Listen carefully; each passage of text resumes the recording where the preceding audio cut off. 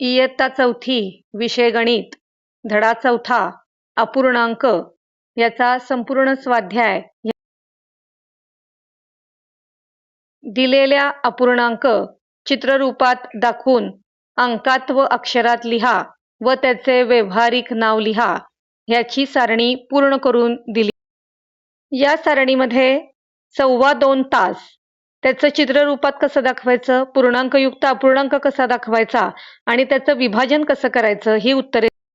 या सारणीमध्ये प्रत्येक आकृतीचे छायांकित भाग लेखन वाचन, छायांकित नसलेल्या भागाचे लेखन वाचन व चित्रावरून तुलना कशी करायची हे सांगितले आहे.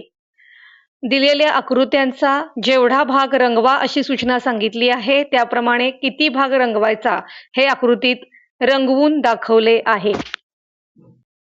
यामध्ये आकृतीत रंगवलेला भाग अपूर्ण रूपात लिहायला सांगितला आहे. तो कसा लिहायचा ह्याचे स्पष्टीकरण देखील प्रत्येक उत्तराचे केलेले आहे. दिलेल्या समूहात दिलेल्या अपूर्णांकां एवढ्या भागाभोवती वर्तुळ करायला सांगितले आहे. तसे वर्तुळ आकृत्यांना करून दाखवले आहे.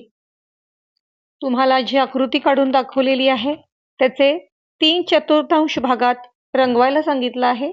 तर ते कसं रंगवायचं याविषयीची माहिती यामध्ये सांगितली.